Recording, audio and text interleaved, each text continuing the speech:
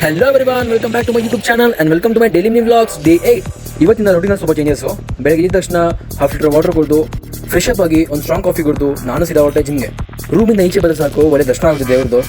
May be ಯಾವ ಕಾಲದಲ್ಲಿ ಏನು ಪುಣ್ಯ ಮಾಡಿದ್ನೋ ಅಂತ ಅಂದ್ಕೊಂಡು ನಾನು ಸೀದಾ ಬಂದೆ ಜಿಮ್ಗೆ ಬಂದು ವಾರ್ಮ್ ಮುಗಿಸಿ ಇವತ್ತಿನ ವರ್ಕೌಟ್ ಚೆಸ್ಟ್ ಆ್ಯಂಡ್ ಟ್ರೈಸಿಪ್ಸ್, ಚೆಸ್ಟಲ್ಲಿ incline, decline and flat, Smith machine bench press, cable flies, pec flies ಮುಗಿಸಿ ಟ್ರೈಸೆಪ್ಸಲ್ಲಿ barbell lying tricep extension, dumbbell seated tricep extension, cable push down ಮಾಡಿ ನಾನು ವರ್ಕೌಟ್ನ ಮುಗಿಸಿದೆ.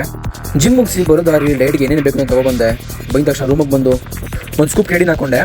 ನನ್ನ ಫಸ್ಟ್ ಮೀಲಲ್ಲಿ oats and 4 eggs, 2 whole eggs and 2 egg whites ತಿಂದು vlog editing ಮಾಡಿ ನನ್ನ second meal prepare ಮಾಡಿಕೊಂಡೆ.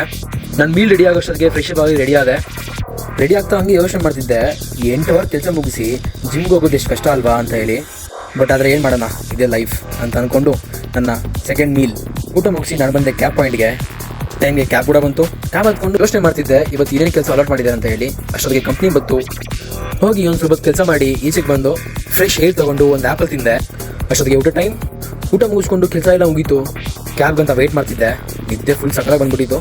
ಟೈಮ್ಗೆ ಕ್ಯಾಬ್ ಬಂತು. ಹೋಗಿ ಹತ್ಕೊಂಡು ಮಲಗೋಬಿಟ್ಟೆ. ನಮ್ಮ ಕ್ಯಾಬ್ ಪಾಯಿಂಟ್ ಬಂದ ತಕ್ಷಣ ಅಲೈ ಅಂತ ಎಬ್ಬಿಸಿದ್ರು. ಎದ್ದು PGಗೆ ಬಂದು ಮತ್ತೆ ಮಲ್ಕೋಬಿಟ್ಟೆ. ಮತ್ತೊಮ್ಮೆ ವಿಡಿಯೋದಲ್ಲಿ ನಾಳೆ ಸಿಗೋಣ. ಬಾಯ್. ಸಬ್ಸ್ಕ್ರೈಬ್ ಮಾಡೋದನ್ನ ಮರಿಬೇಡಿ. Keep supporting.